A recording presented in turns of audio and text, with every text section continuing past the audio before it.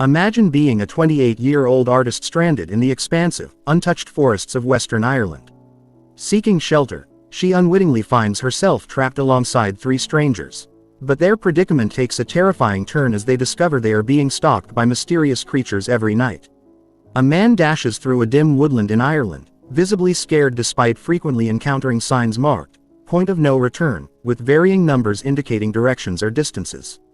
However, he fails to break free as darkness swiftly engulfs the area.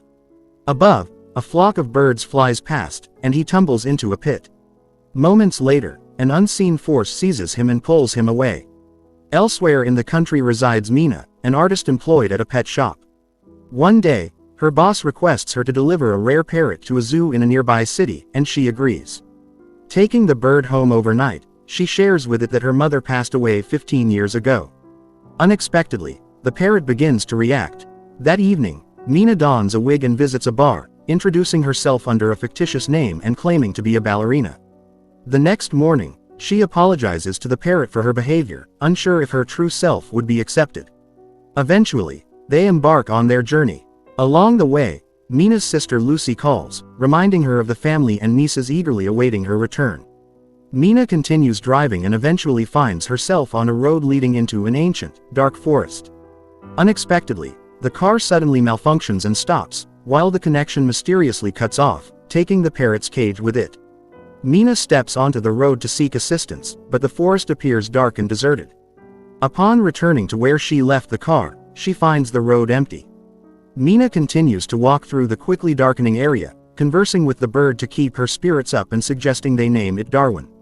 Suddenly, she notices a woman sprinting past and decides to follow her. Mina catches up near a small forest cabin, where the woman hurriedly opens the door and instructs her to come inside quickly if she values her life. Mina rushes into the cabin. The elderly woman, Melline, has been residing there for some time with two other young individuals, Carrara and Daniel. Since the watchers are unable to enter the building, they must watch from the outside every night after sunset, thus she gives Mina the command to stand in front of a mirror right away.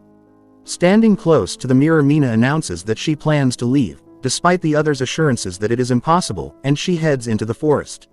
Melline catches up with her and explains that the forest causes hallucinations but that it is possible to survive here thanks to the signs scattered throughout the forest.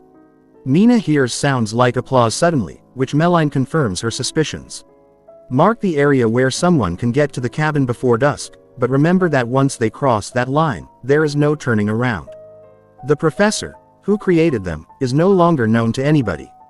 That evening, Daniel performs for the watchers, introducing them to the newcomer, but they expect her to act normally. In the meantime, Sierra switches on the music and starts dancing, just like she does every evening. In contrast, Mina discovers CDs containing recordings of Love Search TV broadcasts. The following morning, she and Sierra head to harvest therapeutic herbs after her husband, who has vanished, asked the girl to look for Daniel. The guy then left to look for a way out and vanished.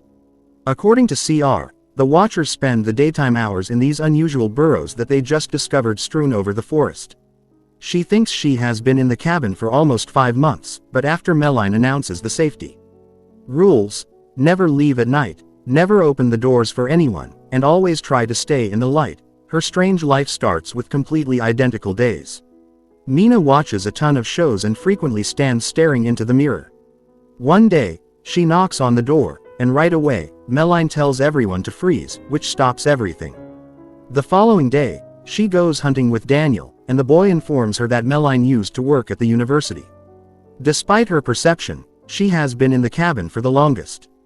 Daniel had been secluded in the cabin for 8 months without encountering anyone. After listening to the boy, Mina convinces Daniel to aid her in exploring a tunnel using a rope. Mina descends, investigates, and discovers antiquated items, newspapers, toys, electronic components, and an ancient bicycle, which she secures to the rope and sends upward. However, eerie noises, akin to those heard outside the cabin at night, reverberate from the darkness. Startled, Mina screams, and the rope drops at her feet.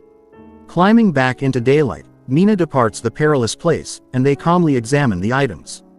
With the bicycle, escape seems plausible, but Melline reacts strangely. Meanwhile, Daniel manages to construct a surveillance system from the discovered electronics, placing the camera by the door. At night, Things proceed as usual. Sierra dances when there's a knock on the door. Daniel suggests someone has arrived, but Meline forbids opening it. They hear Sierra's husband's voice. Sierra attempts to verify his identity by asking about their shared book, but he remains silent. He pleads for rescue from an unseen threat. Sierra requests he look at the camera, but as he leans in, something pulls him into the forest. Immediately, a forceful knock reverberates on the mirror, stronger than ever before. Meline positions herself in front of the others as if shielding them, and the knocking abruptly ceases. Come morning, Meline hurls the bicycle into the burrow, demanding an end to rule breaking. Later, Mina reminisces about her sister and mother inviting the girls on a car ride during beautiful weather. Ignoring her mother's request to close the window due to bothersome wind, Mina recalls the tragic distraction that ensued, for which she still harbors guilt. Winter soon arrived, bringing shorter days, colder nights, and dwindling food supplies. Quarrels erupted among the cabin's inhabitants. One day, Sierra ventured into the forest. Mina caught up with her, where Sierra confessed her belief that John was real. Running back to the cabin, Daniel's screams pierced the air. Frustrated with Meline and Mina's refusal to admit them, the women hid under a tree. Soon, lanky, spider-like monsters emerged from the forest, emitting terrible shrieks as they approached the cabin window. The watchers fixated on Daniel and the car while Mina and Meline waited for them to depart so they could return safely. Once they left, the women rushed to the door, begging to be let in. Daniel initially refused, but Mina confessed her lifelong guilt over her mother's death, imploring him to understand. Moved by her plea, Daniel opened the door. Immediately, all four stood before the mirror, hoping to convince the watchers of their presence. Meline confessed she had tried to shield them from certain truths, having taught history and mythology and coming here voluntarily. Only now did she realize the danger of this place. Once, she had ventured alone and witnessed a sunset, seeing not an exact replica of herself, but a strikingly similar figure. The Watchers, an ancient species known by many names, changelings, winged ones, fairies, studied people to mimic them and never allowed them to leave KNX. Outside, the voices of the cabin's inhabitants and KNX were audible. Daniel then discovered a hatch in the floor that they hadn't known existed. Descending, they found a well-fortified living space stocked with food and equipment. Mina activated an old computer, revealing a video recording showing the face of Professor Rory Kilmartin, whose real name was revealed to be the first to study the Watchers and attempt to uncover their origins. In 1979, the scientist discovered this place, which he named Wonderland. Every evening, the Watchers came to his window, observing him for years. Initially, his colleagues mocked him, disbelieving his stories. He then constructed this bunker, employing men from nearby isolated villages, lonely or with dubious habits, to avoid attracting attention to their disappearances. Each evening, he lured them to dine outdoors, hidden within, witnessing the Watchers' interactions with them. Thus, this bunker was erected through bloodshed. One day, a Watcher appeared before him disguised as a red-haired girl, distinctly different from the others, appearing curious and harmless. This realization sparked his ambition to unlock the fairy's secrets, believing it could lead to conquering death. Against all odds, he managed to capture this unique girl in a cage and began experimenting on communication, striving to establish a bond with her. She would occasionally transform into a fearsome creature with elongated arms, yet seemed to heed his efforts. Over time, she grew closer and more comprehensible to him. However, the professor ultimately felt he had achieved nothing significant and decided to end his life. He left a note by the river with instructions to follow the birds as the only escape route. He entrusted the survivor to destroy all documents found in his university office before joining her for what he anticipated would be his final moments. In their last recording, they witnessed Kilmartin ascending, followed by gunshots, then silence. Realizing it's their final night in the forest, Sierra starts playing music and invites Daniel to dance, but he remains troubled about leaving, citing his dysfunctional family and lack of a place to return to. The girl offers him temporary refuge until they find him a suitable occupation and home, having forged a strong friendship. In the morning, the group embarks on their escape, guided by signs and Mina's parrot, whom she instructed to lead them. They soon arrive at a massive stone disc covering the entrance to a vast tunnel.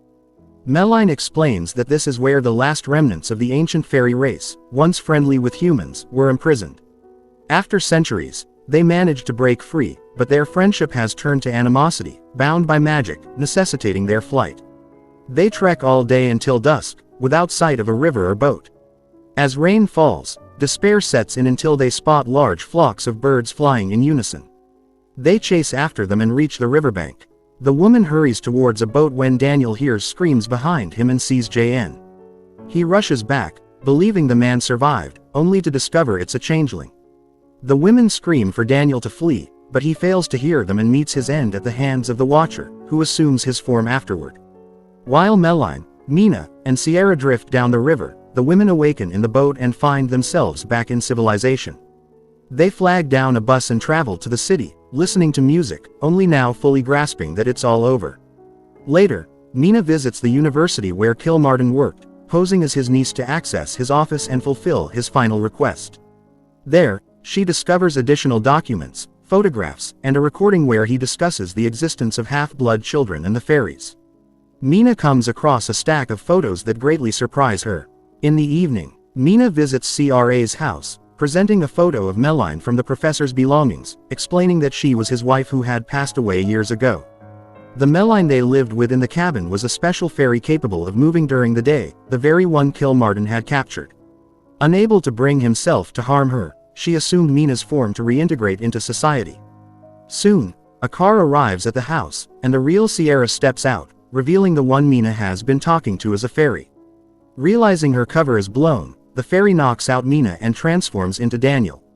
The fairy expresses a desire for fairies to live peacefully like other species but laments being forced to remain underground due to human hostility.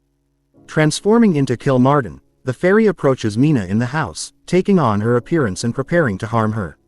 However, Mina appeals to the fairy, acknowledging that there may be others like her somewhere, being half-human. She admits that humans unfairly banished the fairies from their world. Softening, the fairy spreads her wings and admits Mina may be correct before flying away. Mina later revives Sierra, and they reunite with her twin sister Lucy, finally forgiving herself for their mother's death. She recounts her experiences, admitting she still sees Meline appearing in various guises. Her niece arrives, showing Mina a drawing of her in Darwin, still kept as a pet. Meanwhile, outside, a red-haired girl appears, peering into their apartment window and assuming different forms, perhaps resembling more of a scary bedtime story than a horror film. The narrative builds gradually and tastefully, culminating in a somewhat mundane yet mysterious conclusion. Don't forget to subscribe to our channel for more such content, and do comments, and let me know what kind of movies you want me to recap.